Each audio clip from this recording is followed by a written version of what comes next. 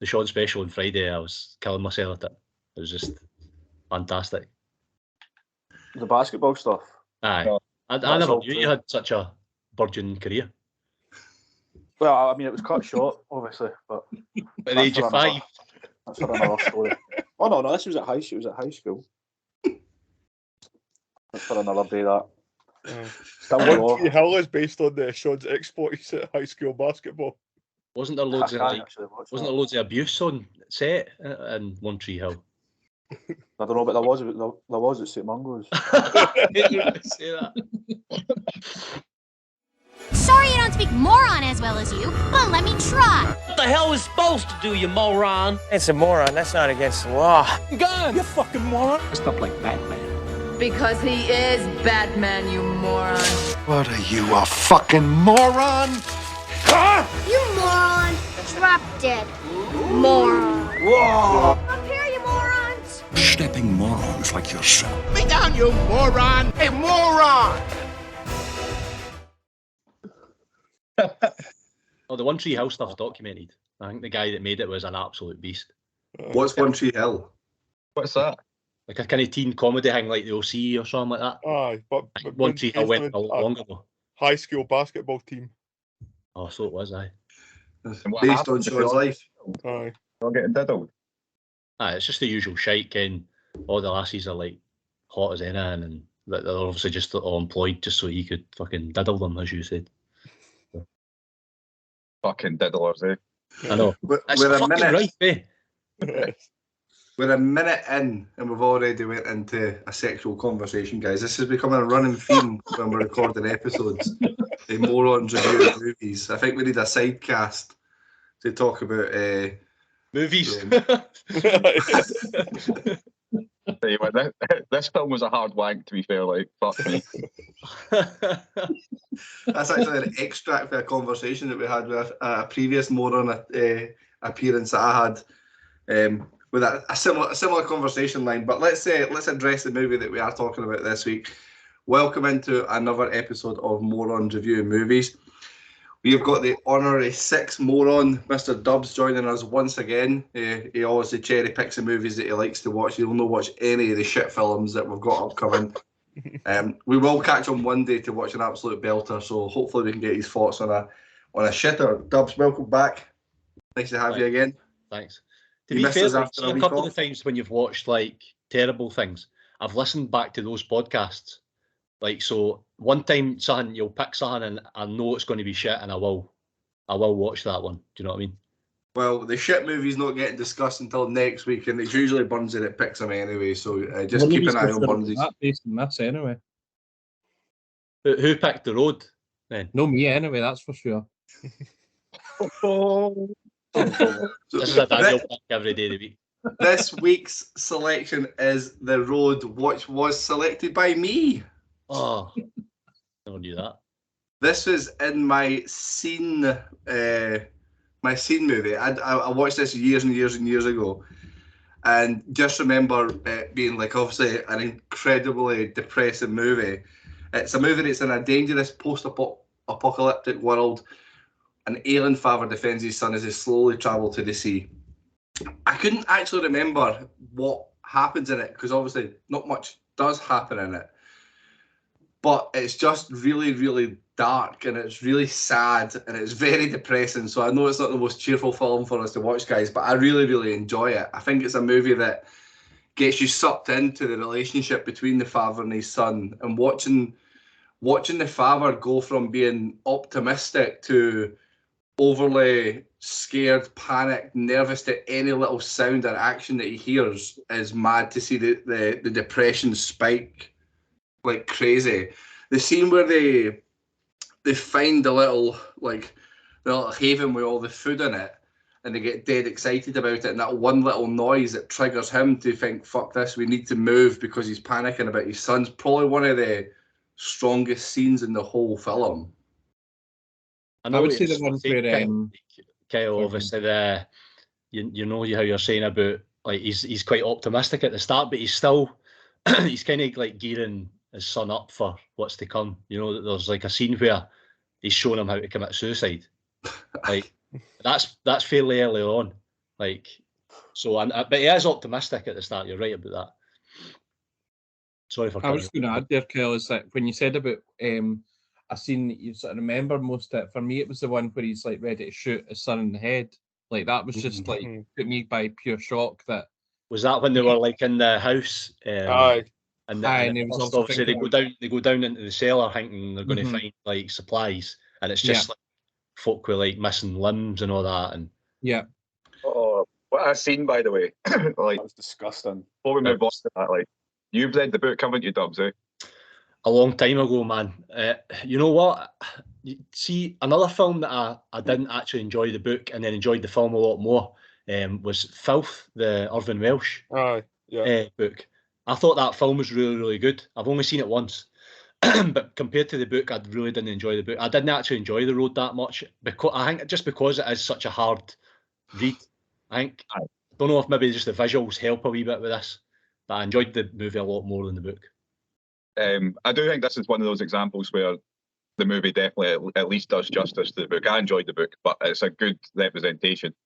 But when I went to watch the movie, that was the bit that was in my mind for reading the book. Like, that was the biggest impact in the book that I had on me, was when they go down into that cellar and turns out that they're basically farming humans and cutting off their limbs and keeping them alive so they can use their meat to fucking eat them. Yeah. It's just, I feel like they cover like so many taboo subjects in this film that would probably be the harsh reality of that post-apocalyptic world, where usually with these types of films there's a hero and there's a clear villain and there's a reason why the world is the way that it is, and they end with this big amazing moment where they get taken into a sanctuary and everything's all hunky-dory. And I think what I love about this film is that you don't get that background story to what's happened. It's just happened, and you just deal with that in the movie. And they're set themselves on a goal, but they don't really know where they're going. They're just going to somewhere where he's experienced peace and tranquility, where like he wanted to go to the sea, and it was this, he keeps telling his son it's this nice blue sea, and he apologizes to him when they get there that it's not what it was. And it's just, I feel like he's struggling to get a direction, but he's just constantly wanting to move to make sure that his son's safe. I don't know if it was just me, but I take it as completely deliberate that they don't actually say what happened. Yeah. At any point. Like, obviously, I've read the book. I don't remember there being anything in the book either. No. I thought that was bizarre why they didn't mention that. What's the reason that they didn't? I think, to me, sorry, Hunter, but to me, it's so that you focus on the relationship between the dad and the son. That's all it's actually about. Like, why it's like that or any of that, none of that actually fucking matters. I don't know if as well, I don't know if they were just kind of making a sort of, maybe a sly sort of dig at kind of what the world is like now a wee bit, and are they like saying that it doesn't matter what's going to kick it off or set it off, this is what's going to happen. Like, it is just going to be every man for themselves and all that. I don't know. Maybe. He's right, like Cormac's writing is quite negative like that, do you know what I mean? Aye. So it wouldn't surprise me if that was the kind of guy he was. I would just want to bring it back to what Kyle was saying about the looking for the peace and tranquility. Is that, do you think at that point he knows he's dying and he wants to be get that final moment of rest at that, and as you said, that a place where he found total peace at that point, that it's almost, although he's still caring and protecting for his child, he's maybe being a bit selfish in that as well. When you go, Dubs. I was going to say that as well. It's not really made that implicit what's wrong with him either, I thought, which was quite strange. There's a couple of wee like nods that he's starting to cough and stuff like that. The bit where he's like, obviously there was the scene where him and his wife are playing piano and then they totally flip it.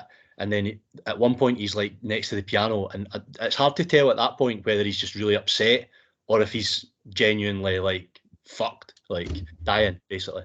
The noises that he's making, do you know what I mean? Aye. I was just going to, I assumed that, probably wrongly here now, that thinking about it, that he obviously gets shot with the arrow and he's dirty and he takes it out, and then it seems to me that he develops an infection. No? So the way that I take this is that the point where we pick up in the film is from the moments that he knows he's dying. and he's trying to get his son to be safe when he's dying. So to me, the whole movie is him preparing for his own death, and trying to prepare his son for his death as he goes. So I think apart from the flashbacks, we join up at the bit where they've probably been breathing all the fucking dust and the chemicals and shit. That's probably why he's dying. That's probably why most of the folk are dead. And I think that's what the story's about, is him preparing his son for his eventual death that he knows is coming. Obviously, the bow and arrow wouldn't have helped, but I don't think that's the first thing that he's got wrong with him. There's multiple things probably. Definitely, which makes sense. Aye, but I think, like, again, I really enjoyed it. I felt like this is one of those movies where you get gripped into the scenes for it, and then there's obviously a little bit of back and forth where they are walking the road and you watch them do it, but you're just waiting for something to happen. And you've got, like, they're so scared, so they're constantly running, they're constantly hiding, but they're also, it's a weird one because they're looking for shelter and they're looking for safety, but as soon as they get there, they have to leave. So they get to that first house of horrors that they get into, and all that stuff happens, and they get out straight away. They get the place with all the food in it where you'd think, why would we ever leave here? And it's that I know I mentioned it earlier, but that little noise that he was convinced it was something, and that had just made them go, because you've got to think of the paranoia that he's probably feeling at this point, because if you're thinking logically, you'd look at it and go, this has clearly never been touched in about 10 years. There's nobody's come here, nobody's ever came here. Coincidentally, they're not going to come in the next few days that we've been there. Surely we can get at least a few months out of the supplies, live a good life until we can move on. But I think it would be impossible to think logically in the scenario where you're constantly running. Yeah, right. I think as well, to come brings it back to the point, I think he's trying to get to the coast. It's more that he wants to, they keep talking about finding the good guys, right? I think he more wants his son to find somewhere safe to maybe be where other people are son. But more than just being that bunker to be safe, he's going to die anyway. He knows he's only got like weeks or months left. So it's essentially going to be a prison for his son, where he'll have food, but what the fuck's he going to do? How's he going to survive beyond that? So I think regardless of hearing the danger, I think they would have had to move on anyway to try and continue. That's why you're always moving down the road, I suppose, to try and find something better. Yeah. And what I really like about the son and the contrast between the two of them is the son's like this little beacon of hope. Everything's exciting, everything's good. Like he was wanting to chase that young boy because it was a young boy and it was going to be good. He wanted to help Robert Duvall's character, which again, I love that they don't have actual names. It's just like old man, boy, all that kind of stuff. Even though they should be scared of anybody, he wants to help. And then you see the scene where the thief, who's Chalky White from Boardwalk Empire. I wanted to say that. I know I've got one. I don't really say superb name in Boardwalk Empire. But he's awesome. He's an icon. He's actually in The Wire. He's one of the best characters. He's been good in that as well. In a TV show, he's like I don't want to ruin too much for you, Kyle, in case you do watch it, but he's like a guy that robs drug dealers. So he's like a kind of Robin Hood type character. And he's the full way through. He's gay as well. It's just fucking, honestly, one of the best characters ever written. And he just, honestly, he's awesome. Sidetrack here. Has anyone ever seen the movie that Eric Bana stars in called Chopper? I have actually seen that, aye. I have seen that. It's set in it's like a film in Australia in the 80s. Yeah, so I read Chopper's book a long time ago, and he plays that kind of like self-vigilante. He goes and kills murderers, so he thinks he's a good guy. If you've never seen it, it's wild to think that this was real life and actually happened. It was a real guy, wasn't it? Cuts his ears off and fucking all sorts. I know. But yeah, just to finish my point there, guys, before I let someone else talk, is going back to Chalky White there. Even though Chalky White stole their, I call him Chalky White. His name's Thief in the movie. He steals their stuff, but he just steals it. He doesn't harm them in any way, and they hunt down to get it back, and they totally degrade the guy because of the paranoia. He's scared that something's going to happen to them. And even the sons at that point, it's like, no, we need to give him his clothes back. And they put his clothes back and they give him some food. And I don't know, I feel like you said, the dad's on the way out and the son's got that hope that there's going to be good guys and there's going to be light at the end of this tunnel. That's I'd say that there's two scenes that, well, there's loads of scenes that are quite sort of take you to the heart in this, but the two that sort of show the level of what he'll go to is that one that's like so hard to watch, the guy standing there fucking bollock naked, like being left with nothing to die. Like it's done so well because Viggo Mortensen, I think, is amazing in this, and part of it is because he's unhinged the way he's thinking a lot of the time, Like, and obviously this is 10 years worth they lived in this fucking different world that we can't comprehend. So you probably would be a totally different human being. But see with the old man with Robert Duvall, when they're sitting there as well, and he's like, "Oh, is that your son?" And you see him just change as soon as he mentions wee boy, and he's fucking. Because he thinks he's got nefarious intentions, basically. Aye, and that's so tense, that scene. Burnsy, I'm assuming this wasn't the one that you were too excited to watch, given your kind words at the start of the podcast. No, to be fair, it's like it wasn't. I was making it sound worse than what I actually did think, because obviously when you've been talking, I've sort of made a couple of comments, but I think obviously for me, like I've said before that I can't remember a lot of the films that we have watched, but we obviously watched A Quiet Place recently, or fairly recently, and this is probably the one that we've watched recently, which is kind of similar in a way, kind of idea. And obviously that I'd said at the time those kind of films just aren't for me. And this sort of falls into the same bracket. Like there was good points about it. Like I did think both the main actors were really good, and I liked how they were giving you background into their lives, etc. with the wife, and how she was obviously that depressed, and I thought they did that really well. But I just felt that obviously, I don't know what they could have done to make the film better for me, but obviously because like Daniel was obviously saying how they're obviously always on the hunt for like shelter and food and to stay alive, basically, is that it just felt a bit repetitive to me. That was my main problem with it. I just wanted to comment on, obviously that you've already said about Viggo. The wee boy is sensational too, I think. Tremendous. There's a bit where I think they shoot the gang member way at the start. He's crying. It's so real. And the comment I wanted to make was, what do you think of her, the wife? Like her decisions. Her acting and then and all that entails. I mean, it's pretty good. I can imagine she's had a payday of going on set for one day and getting her bits over. Like, there's not a lot to it. Yeah. Because we don't fully know what is happening and what has happened to them. It's hard to be too critical. I don't feel like her desperation is anywhere near the level of the husbands, for example. Like she just kind of goes from zero to hero a wee bit, like where she just walks out into the fucking wilderness. Like, so, I don't know if it was like a postnatal thing where she just went off the rails after she had the baby. Maybe that was something, but I wasn't sure. I didn't rate her performance at all. Anyway, I thought it was really good. That's what helped me get sort of think that she portrayed it quite well. But she was also on the screen for a limited time. That we have different views on it. You're right. That doesn't help the fact that she wasn't in it as much. And some of the scenes that you seen her in are back when he's reminiscing back to happier times. So again, you're not seeing her true experiences living in this the modern day life as well. It's also as well, like those bits are not in the book.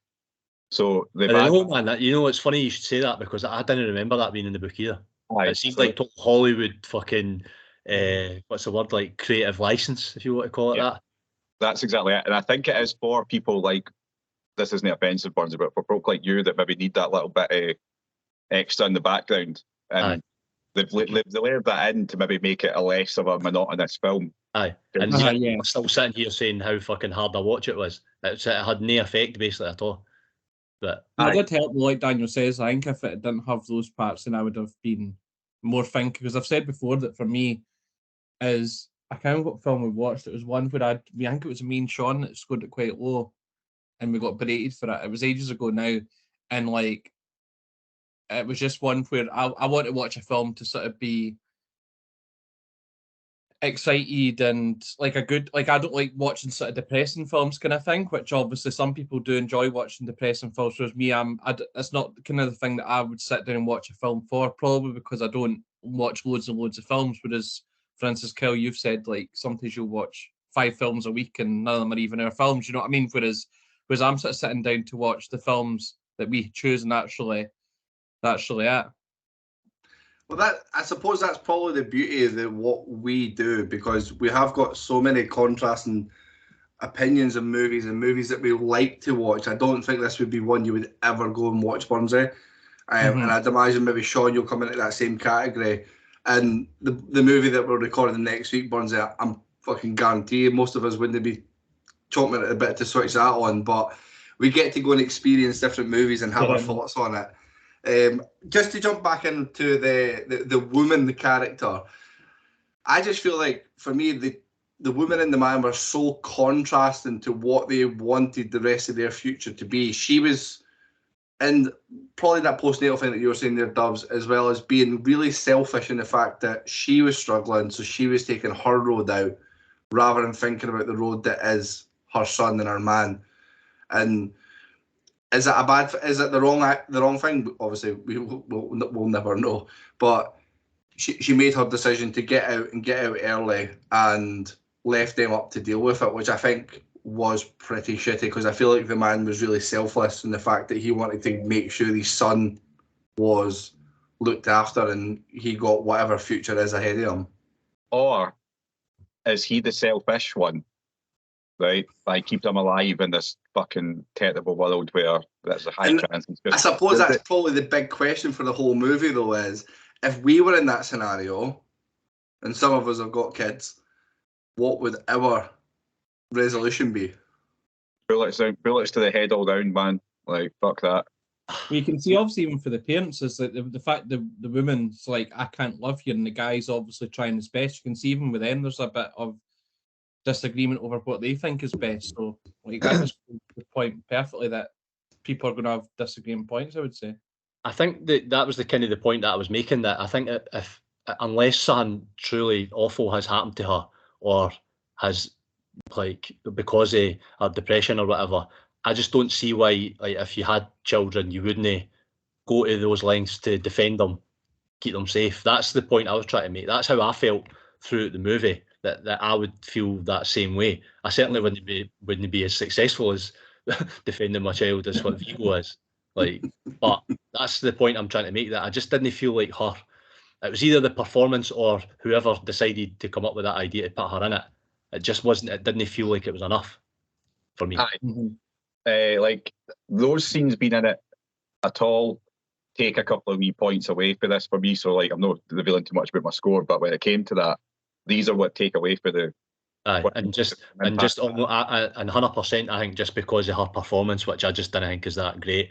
I mean, I'm not talking like it's slapping it down like fucking Zulu Dawn levels, but she just fucking boiled my blood through it. Right, I just couldn't imagine. Do you think that's also because all the other roles are so outstanding? Is it just poor casting, or is she just shite compared to everyone else? Like, I think phoning it in. No, I think it's more of those scenes shouldn't be in it at all. Aye. So they're poorly written scenes. So, like, to me, right, if you're going to do that with a background, you need to tell us what's going on. Nah, totally. Yeah. Take that out completely. The movie works where you don't know what's going on, and it's perfect. You don't need to know, because it's 10 years after something bad happened. There's a guy and his wee boy, and that's it. Right? That's all we need to know. Whereas we're trying to layer in like a wee 15 minutes total in the film, maybe about her. No, I don't even think it's as much as that. Probably 10 minutes max.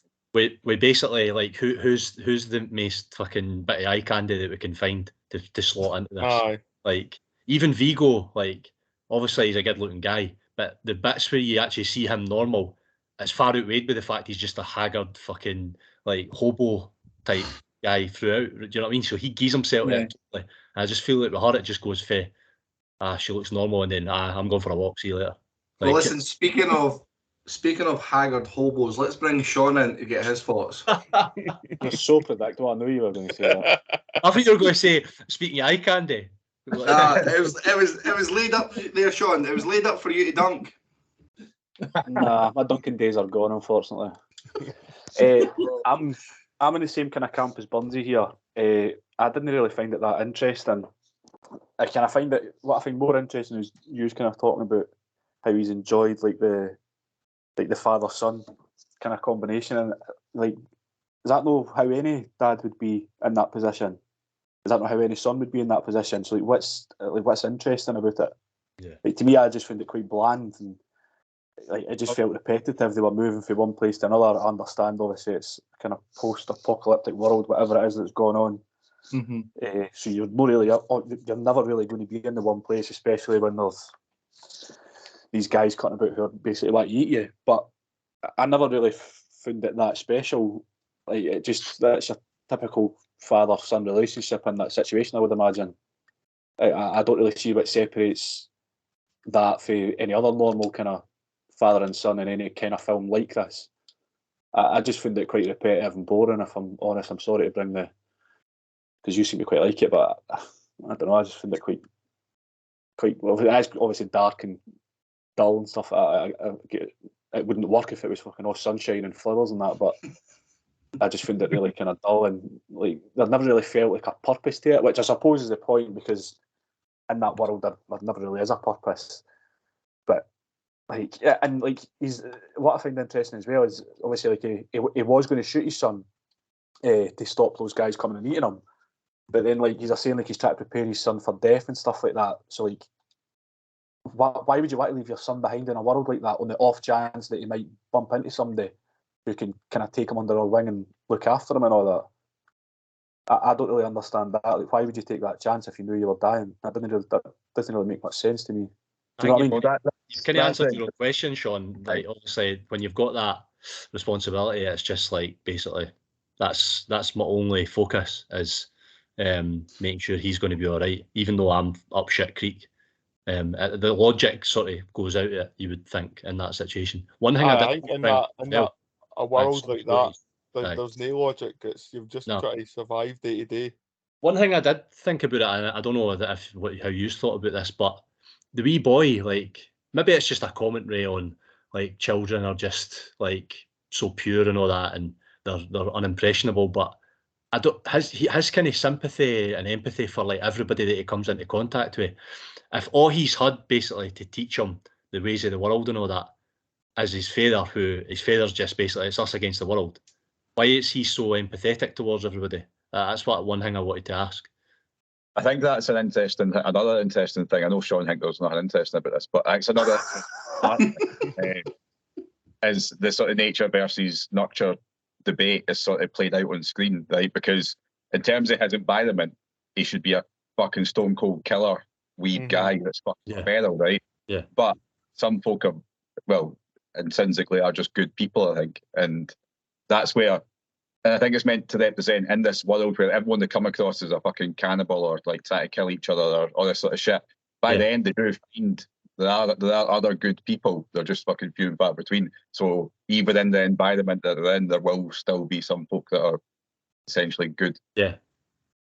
I think as well, it's like when the scenes that the boy's in, is like he never seems that he's always got he's never really down. He's always as if he's like, he seems to always try to put some sort of positive spin, or even if it's not a positive spin, he's never really that upset about it. And I think, like you say, Daniel, it's just that he's obviously just that it seems like a caring person kind of thing. Like there's obviously all the people that they meet, and he doesn't want to really think bad of them, even when the dad's obviously like, nah, we're leaving him, and then obviously ends up going back and giving him the clothes and giving him some food and all that kind of stuff. It's just it's probably just like you said, Dubs, just because it's a child and they've not got that maybe feeling that like the dad does, is like it's us against the world and they want to think good of people.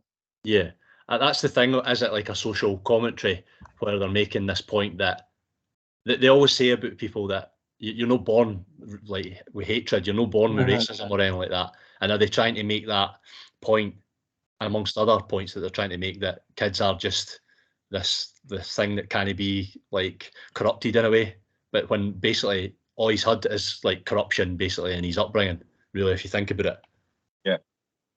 I think this is why, obviously, we'll have our thoughts on the film, but I think this is why it's such a well thought of book. It won Pulitzer Prize, I'm sure, when it came out.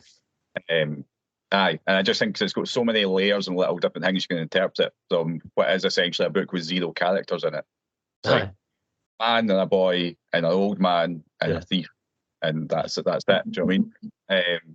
And I just, if it wasn't for Charlize Theron's scenes, this would be really up there for me. I do think it does the bits it's meant to do amazingly well, but I've just got that little complaint that it's like, what was a film we spoke about recently, like Gravity? You ever seen Gravity? No. Anyway, kind of shite, right? But the whole point was, see if it was like, it was all just her going through space, and it was like this fucking claustrophobic idea, it would have been amazing, right? But it turns into this big action thing and her getting back, and there's too many different layers to it. I think for this film, it'd be like 5-star. It should have just been the two of them on the road all the way through with the other bits cut. It's funny you should mention it winning the Pulitzer, Daniel, because, and I was going to make this point earlier as well, the fact that you were saying, like, obviously there's no characters in that. His writing, it really, if you just take his writing in isolation, it doesn't deserve awards, his writing, because it's really basic stuff, you know what I mean? You know that, having read his books. Like, in the same way, No Country for Old Men, like, there's long swathes of that book and movie where there's no dialogue at all. It's no snappy or anything like that. It is really basic, and there's words in there that are really old-fashioned and stuff that you have to like look up to know what they mean and stuff. It's like what I would say about that, where you say there's long bits with no dialogue, which works really well in the movie. But when you read the book, it's long. Obviously, he's describing that. 100%. So he's mega in depth in his description. I feel like so. I'm not criticising. I'm just saying that, and it's almost like a really unique way of writing. I know he's dead now, so he's not going to be writing it anymore. But that style, it's completely in contrast to everything you would assume that would be out there at the moment. Like, there's one that you should read called Outer Dark. Like, it's definitely up your street. Like, it's got a bit of a No Country for Old Men vibe. It's about a guy who gets his sister pregnant, and an old man takes the baby. He tries to get rid of the baby. An old man's got the baby, so the sister goes chasing the old man, and the brother goes chasing the sister, and they're all sort of going across old-timey Western America with shit happening. It's fucking good. Like, it'd make a good film. Listen, guys, I'm from Camelot. I probably know them. Yeah, there's a lot of that going on. Hunter, speaking of incest, what did you think of this movie? What's that got to do with me? I'm kind of, I think, going to be stuck somewhere between the appreciators and the not so appreciators. I do think some of the visuals in this are very, very good, and I get it captures this, what you can imagine, some sort of post-apocalyptic world to be. Again, you don't know what the cause has been, so again, you can only presume what has led to this, but I think it's captured very, very well. I mean, it's all dark, it's dingy, and I think that also helps draw you in as well, because you can't allow yourself to be distracted because there's nothing there to help sort of distract you with. And again, what's been touched on before, the relationship between father and son, I think, is great. And it's well acted, and there is, you can do it. There's a good chemistry between them as a pair. Like they do connect very, very well on screen. I think that comes across. And again, it's just what there is a few things missing, kind of similar to Bumsy in a way. There are a few things missing from it, but again, that is not a slight against the film. This is just my personal preference. Again, I don't know what I'll be looking for, but again, it's something similar. The subject matter is probably not something I would go and watch off my own back, but again, I am appreciative of having had the chance to watch this. See, post-apocalypse stuff is like so up my street. Sorry, Bunsy, I wasn't looking at your hand. Post-apocalypse stuff is like my fucking wheelhouse. Like, I love it. Like, post-apocalypse novels, movies, fucking comic books, all that shit. It's fucking amazing. And the reason for that is what, Daniel? Like, what you just think? I just enjoy it. I think it gives you a blank canvas for storytelling. I think what you like, you want, basically. Have you ever read The Stand? No. Okay. It's fucking outstanding. Like, it's in my top 5 books ever, and it's a sort of post-apocalypse thing. It's very similar actually to COVID, the way everyone dies. It's like a flu that kills every cunt. I think the most interesting thing about that is that it's good to see what, like, we as a race and as a sort of people are so spoiled and all that, and we've just got everything that we want at our fingertips, and it's interesting to see how we would cope if all of that is just fucking completely pulled from under you in a heartbeat. Do you know what I mean? So that's why I like this film, definitely. Sorry, Bundy. That's all right. I was just going to pick up on what you said, Hunter, about the, like, for me, the dark vision in the film, like, annoyed me. Like, I started watching, I gave it a bit of time, but I had to, like, I ended up having to change my TV settings to make it brighter because it was actually annoying me. No, I'm the same as Bundy. I'm just going to completely echo that as well. I had to change mine as well. And we were watching it it was Prime, wasn't it? Did anyone pay for it, or we were on Prime? But it was on that. Great movie, so I recorded it. I don't know if it was a great movie for it as well. No, it was after that, because otherwise I would have said to you, but I don't know. Shocking. I forked out the whole £2.99. I got this. No, I watched it on Prime, and then it was on like a streaming service within Prime, and that's what I got to the fucking adverts and all that. And so obviously, because it's obviously you're talking about the effects and all that, but they had sort of like noise in the background. And then obviously Vigo's like grunting all the time as well when he's talking as well. So I had to have the volume up like 100, right? And then it goes to fucking adverts for like protein shakes and all that. So I'm like, having to tone it down again. And I had to change the contrast or whatever you call it as well. So I just found that, like, I thought if I didn't change it, then I would have said, "Oh, I'm not happy with how dark it was." So I didn't want that to be a complaint kind of thing. So I thought I would just change it, and obviously. So that's not something I could say that was bad about the film, even though I've mentioned it now. But obviously, it's not going to impact my enjoyment for that point of view. But I just wondered when Hunter said that. Obviously, Dubs is agreeing with me that it was. I just thought it was too dark, and it was like I was struggling to actually. I don't know if it was because I was watching it during the day or whatever, maybe it was just because it was light coming in or whatever.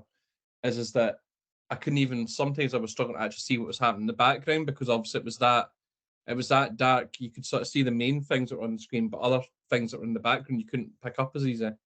Well, I've mentioned this loads, guys, and it's about how you watch a film as much as what you watch. So, like this film, I watched late at night, pitch black, all the lights off.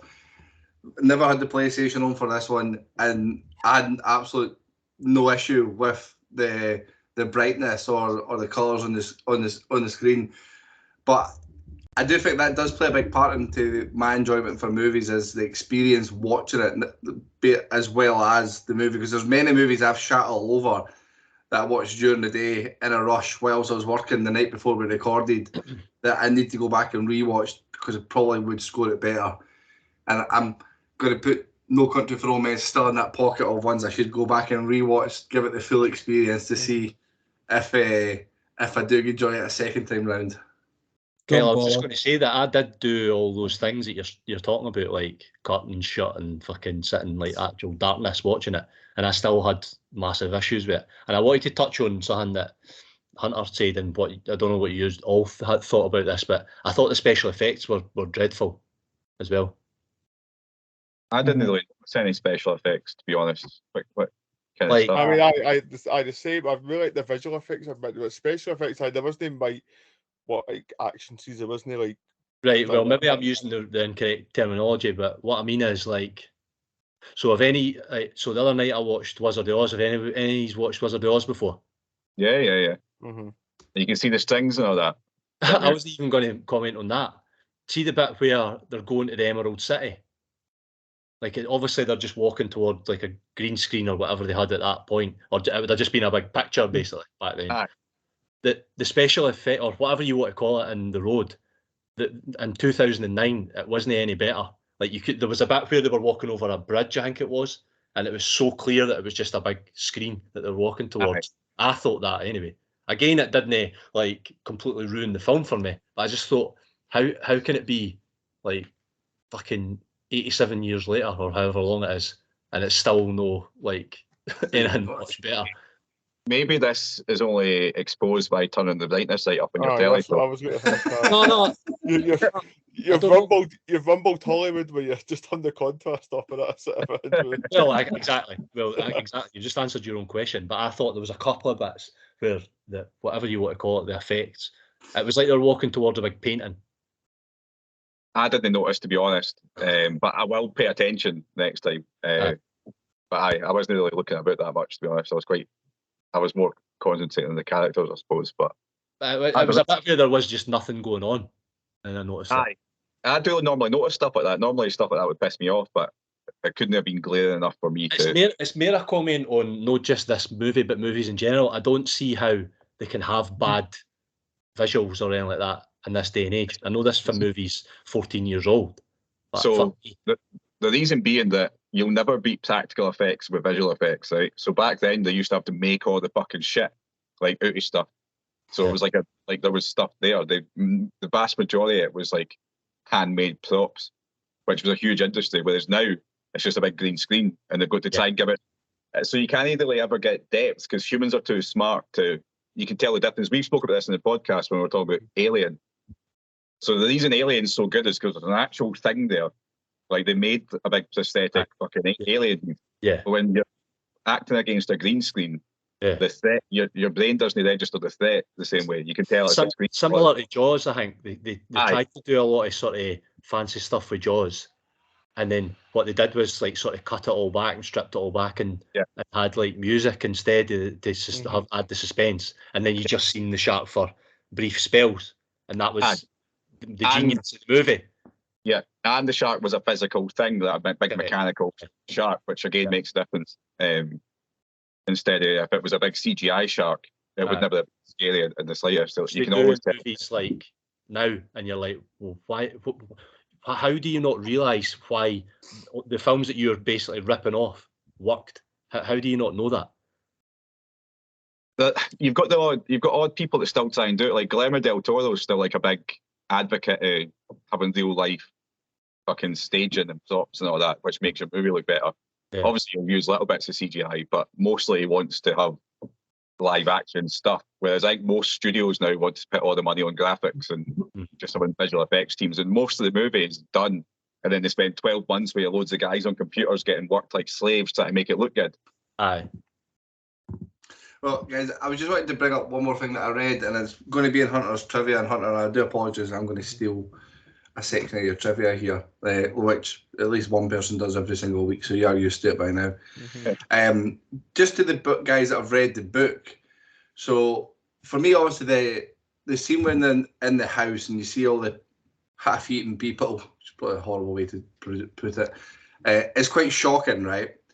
But there's a scene that they did shoot that was from the book that was taken out of the actual final production about a baby on a spit being roasted over a campfire. Is it as graphic as it sounds in the book? Daniel probably know it better than what I will. I was going to say, it's been years since I've read it, but I remember it being a lot more graphic. Like, it is the ultimate scene of the book, really. It's the fucking detail that he goes into. Because as we were talking about with Colin McCarthy, he's a very detailed writer, not so much about what they're saying to each other, but about what you can see. Aye, and the visuals that kind of brings up. Aye. I don't know the specific baby spit roast, but it's all good. I don't know. I know that obviously they're already in a shit situation as it is, but it feels like there's a lot of jeopardy. I think there's bits of like jeopardy that they get into. You know how obviously they have to shoot someone. I feel like there's more of that in the book as well that they cut for the movie. Obviously you're talking about the baby scene as well, Kyle. But I feel like there's a lot more that's not in it. Aye, you can't. They've made it a very modest. This came out in 2006. I think if this came out now, it would be an hour longer. Just because how to make movies now. So another good thing about this is it's a perfect sort of length. It's only like it's not that long either. An hour 40, something like that. So it's not too bad. Whereas that's all it needs. That's all it needs. When I read that part when I was looking at the trivia, because I always do my backup because Hunter normally forgets. Although Hunter, it's been a while since you've I've been bucking up my fucking ideas of it. Since your last performance review, you have improved, I must admit. I read that and I thought, that might have been a bit too much for me if that was in the movie, because the movie's like takes you a while to go over the thoughts of that basement house scene, and then if that was in a close follow-up scene, I think I'd struggle to take in more of the movie, and I think it not being there probably helped me enjoy it more, because it focuses on that relationship, which is the overarching theme of the movie. Anyone else want to add anything more to this before we jump into Hunter to get some trivia, if he's got any left? What I was going to say, just as a follow-up, is kind of what Dubs and Daniel have said about the representation of literature on screen here for this film. That if that scene had been in it, I can't imagine it being as graphic as it would have been described in the book, actually, because of how everything else sort of translated from the book to the film. You've got to try and make it a 15 rather than 18 for making any money. So you're not going to make an 18 movie. So you've got to be careful with shit like that as well. So you can't be as graphic. Fair. Hunter, let's get some trivia out there. Most certainly. I always feel like this is the point of the podcast where Hunter quickly loads up IMDb in his phone and he just reads directly from it. Nothing's prepped, nothing's prepared. It's just one. He's known about this for 2 weeks. You lay off, my Hunter. So, some food for thought. The film takes place in 2024, not 2019. So, enjoy the apocalypse that's during the next 12 months, guys. Do you know what it is? That's going to tie in with a gala day coming to Stennismere. The world is going to end the day after Steny win the league. That's it. That's what's happening. I think I would rather actually go on the road for a wee walk rather than go to a gala day. Genuinely. Oh, don't. Wait, nasty. They had theirs on Friday. I never left the house. Good. I can't think of anything worse than all the people that you avoid when you walk about the streets being in one place with you. Like, if you wanted to see these people, you would. And the fucking dressing up at the street parties. Street parties too. You're too antisocial for that, Sean. And dressing up the wee girls and all that. That's just, come on, fucking hell, man. It's just, there's so much fucking, it's just nefarious. Do you know what it is? It's the spending thousands and thousands of pounds to build an arch over your house, depending on what the theme is. So the theme was Star Wars this year where I live. And all these people spent thousands transforming the front of their house into a Star Wars stand. See who can get the best one, Kyle, eh? And do you know what they win? Flex, that's it. It's no, the folk are not doing it for the good of the community. It's just to say, look how much money we've got. That's all it is. Well, a couple of years ago, there was one done a few doors down from where I live, and I'm sure he doesn't listen. And they must have spent an absolute fortune. Like, I get 10 plus K on this, and they got second prize and got a £25 gift voucher. What the fuck? It's very much like The Wicker. They could do a Hollywood movie about it. It's fucking like an American couple come out of Scotland for a holiday and they end up in a gala day where they get sacrificed at the end. Marching bands going by my window at 7:30 on a Friday morning. It's like, imagine somebody like landed for another fucking planet and you had tried to explain to them what was going on there. But it's funny because they actually closed the roads in and out of Boris between like 8:30 and 3:30 that day. You just can't leave. Just close the roads anew. Permanently. Just cut it off for the rest of society. I was just going to say, for our listeners in Indonesia and our listeners all over the world, we should maybe explain a bit what we're talking about. So I don't know what you would call it in another country, though. I don't know how to There's explain just loads of bunting everywhere. People walking about the streets. And there's a parade. Once a year, every village has got a separate day where is there a prince and a princess and a king and a queen? Aye. That's what I was saying about the dressing up and all that. And everyone does. There's like a gypsy fair. Like a pageant? Would you call it that? A pageant? No, I don't know. Maybe it's close as we've got to that. It's very Wicker Man-y, like a weird ceremony. And the next it's a cult. It's a cult. Just basic cult. So next town over to me, Linlithgow. Have you heard of their one? It's like Torchwood or Torch Fair or something like that. Yeah, they actually started at one side of Linlithgow. Everyone's got a big stick with a flame on it, and they walk from there to the other side of Linlithgow. But they had a palace at one point in Linlithgow. Still there, aye. So that's what, obviously, but it doesn't. There's nothing goes on in it. That's what I'm saying. So, but is that where that came from? Because that's there. I just know that they all walk with fire through the streets, and everyone stands and watches them. Weird as fuck. Send them out of the road. Honestly. to signify back in the day how they used to keep the folk with bonus out. Like they used to with sticks of fire. Keep the fucking gargoyles out. A bar of soap. The Gallaudet gargoyles. That's it. Gallaudet gargoyles. Works.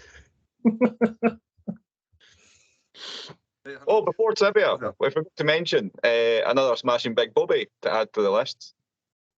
You saw old from behind, but dangling through his legs, ball sacking Bobby for Big Vigo. Was he just? Don't they jump into like a kind of a stream or something like that? Add that to the list of cock and balls that we've had. I never actually noticed whether it was big or not, and I did look. I assumed it must have been relatively big because you were seeing it from behind and it looked all right. So you're missing shadow. There was movement. I seen. Dubs can't comprehend seeing one from behind that's actually hanging down. It went to adverts just as that scene happened. Furious. Trivia. Yes. So as we've touched on as well, as keeping the novel, the cause of the apocalypse is never explained. To prepare for the role, Viggo Mortensen would sleep in his clothes and deliberately starve himself. At one point, he was thrown out of a shop in Pittsburgh because they genuinely thought he was a homeless man. Viggo Mortensen and Cody Smith McPhee, who plays the boy, reportedly bonded by eating crickets together to help get them into character. Eating what? Crickets. Because I seen them do it in the film, so they were generally doing it off camera. Just they do that in the film as well, don't they? They eat I've eaten a cricket. It's not that bad. It's a bit like a peanut. I'd rather see a peanut. What was that? If it tastes like peanuts, I'll get a bash. John just said I'd rather just eat a peanut. That was all. Who was that, Daniel? Was that in Asia or something like that? No, it was in a... You made this is now embarrassing based on you saying that, because that sounds really cool, Dubs, but what it actually was I'm a celebrity. Do bad things to your manager at work day, so I was a manager and they got to fucking get me to eat bugs. That was it. No, I think that's even better. That just shows how much they fucking hated you. I was watching that. Mine wasn't that bad. I had to eat bugs. One thing I was going to say about the eating of like insects and stuff like that I think they talk about it in A Day Abroad when they go to China, and like Carl Pilkington says, like, where's the line of like animal and food? Where do they cut it off? If that's what you're eating, like they're just sitting with like a wrapper full of like bugs and stuff like that. Like where do they stop?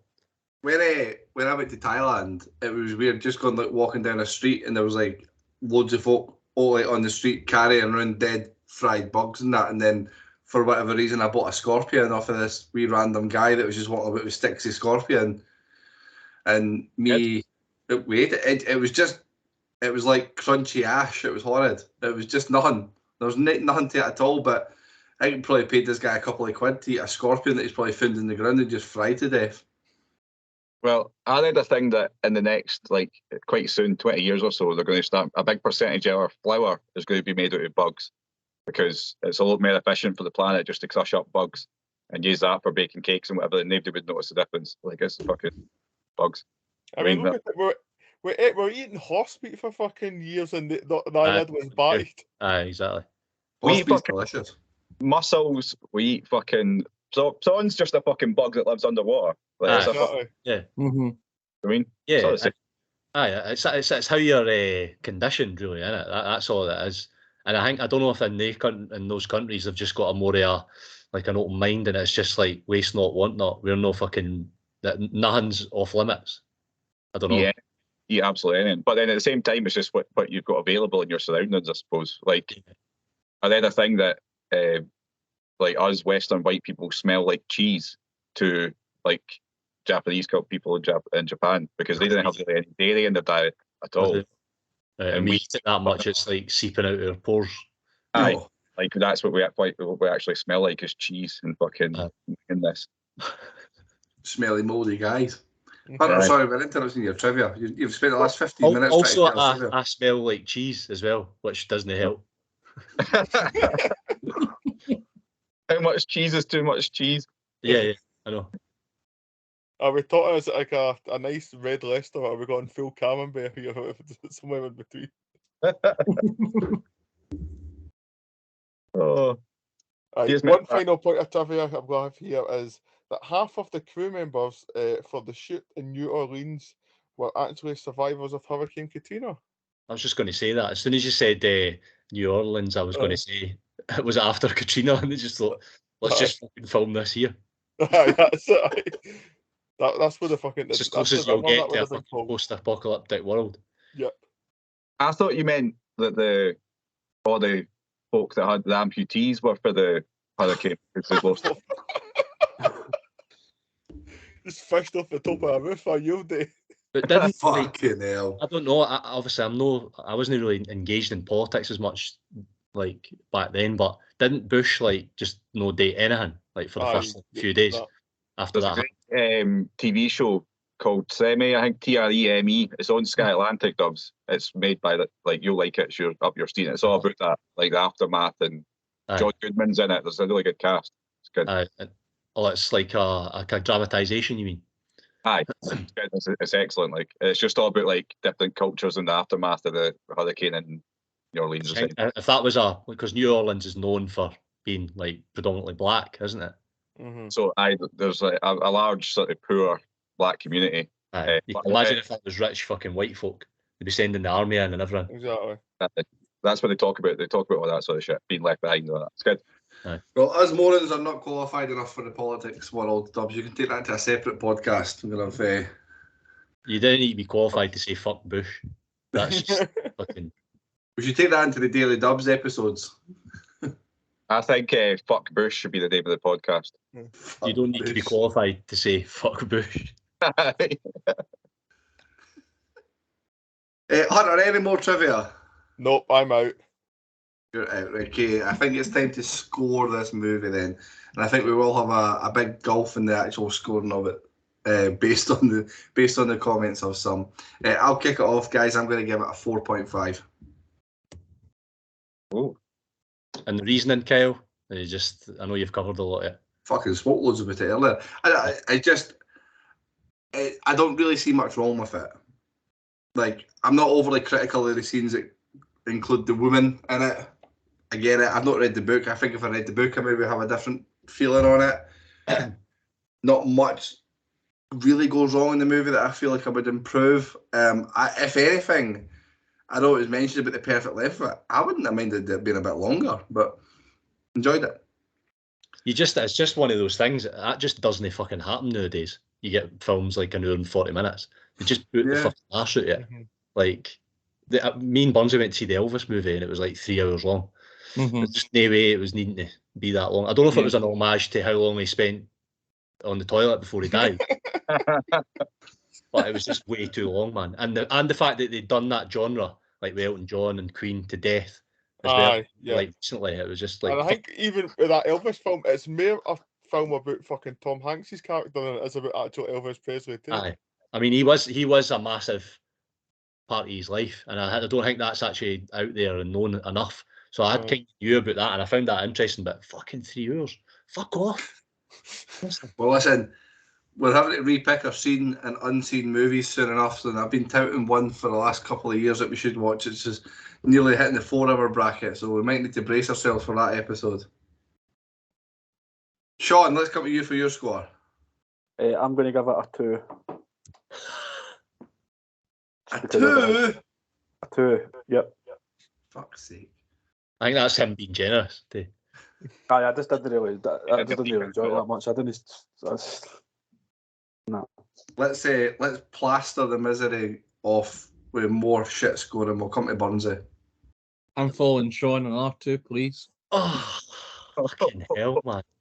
I basically said it was a summer for me for The Quiet Place, and that's what I scored that. So. Okay, let's try and raise it up a little bit. Just a little bit though. We'll come to Hunter. 3.25. 3.25.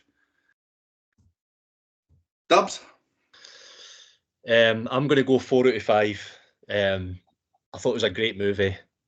Tough one to score because it is really difficult viewing. If you think about it, like from start to finish, there's really not a lot of moments of joy or relief. The subject matter, and I thought the lead and supporting actors just amazing. They two are just sensational. But they're like whatever you want to call it, the visual effects or whatever, and Charlize Theron's acting, that kind of brings it down a wee bit. But 4 out of 5 for me. Really enjoyed it. 4 out of 5. Daniel? I'm in between you and Dubs. I'm a 4.25. I think it's very good, but the whole contrast with the Charlize Theron thing just stops it being an excellent film. You know what I mean? Oh, okay, is that a nice contrast in the scores, which is typically what fucking happens in here, especially when I pick one. Bonzi, what does that do to the overall scoring? 3.33. Oh, a 3.33, guys. So I'm going to give you some movies that we've ranked higher than this. So movies coming in at a 3.35. We've got 10 Things I Hate About You. Battle Royale. That's fair. Spider-Man Into the Spider-Verse. It's a fucking cartoon. That should be higher. The Descent. Mm-hmm. Good film. Silver Linings Playbook, Burnsy. Perfect film. Should be top. I think you gave Silver Linings Playbook a 5 out of 5. Did I? And this movie... Oscars did it not? Silver Linings Playbook, no? I think it did, aye. And we're just this movie's just above Spirited Away. That should be higher. That's criminally low. That was Sean's fault. It's a fucking... honestly, I hated that. Absolutely hated that. Anime pish. It's for children. Anime. And the other movies that come alongside Spirited Away are Logan, Pan's Labyrinth, School of Rock, and Happy Gilmore. I think I hated Logan, if I'm right. You did, aye. Sorry, but this film should be way higher than all them, man. That is fucking embarrassing. So this movie doesn't make our top 75. Should be lower. I agree, Craig.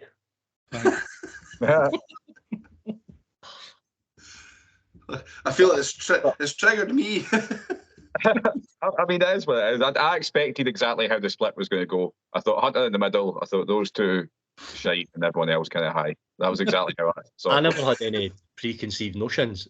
But Kyle, I will say that I find it like I'm one of the most like downbeat people on the planet, and I just didn't understand how you can score this so high and then True Romance you're like we're having to drag you to get you to fucking get a 3 or whatever it was. I just didn't know how that's possible. I think it just depends on films grip you. Like, I think I'm a strange one. Like, kind of guy. And this film would just seem to be like the total like kryptonite to you. I think my thoughts on films are so random. It's like my top film is 12 Angry Men for some reason. Mm-hmm. Absolutely obsessed. But the movie that I probably watch more than any other movie is either Moneyball or Warrior. Love the two movies. So contrastingly different. What's Warrior? Where the UFC one. Never even heard it. It's got Tom Hardy in it. Just before he hit it big, like maybe just when he was coming up on the way up to being famous. But it's all right. We did it for this. It's okay. Bang average. Or The Wanderers. I love a bit of The Wanderers. That's good. And there's a film called The Warriors too, isn't there? Yes. The more famous one, aye. They're pretty much the same film. Like, but The Wanderers and The Warriors. The Warriors is more famous, but The Wanderers came first, which I didn't know until we did it on this. But, excellent movie. Almost. Well, listen, that does bring it to the end before we start rabbiting on about other movies. We spoke well into the hour for this anyway. Thank you very much if you have stuck with us to the end. We do appreciate it. The listeners and downloads has been shooting up recently. We're well into over 100 a week. So thank you very much for those that have taken part. We'll call that the Dubs effect. He's pulling you all in. But that does bring us to the end of this week's episode. As Morons do bid you farewell. No funny quips this week, Hunter. You're supposed to try to think of one. I can't think of one. I do try it off at the end here. Something funny. Go on, give us something quick. Can't they put me on the spot? It's either on the tip of my tongue as we say goodbye, or it's no there at all. Listen, for what I've heard from speaking to your wife, it's always quick. Sorry I don't speak moron as well as you, but let me try. What the hell is supposed to do, you moron? It's a moron. That's not against the law. Gun! You fucking moron! Stuff like Batman. Because he is Batman, you moron. What are you, a fucking moron? You moron. Drop dead. Moron. Whoa! Up here, you morons. Stepping morons like yourself. Me down, you moron! Hey, moron! Bid you farewell and good luck, morons. Bye.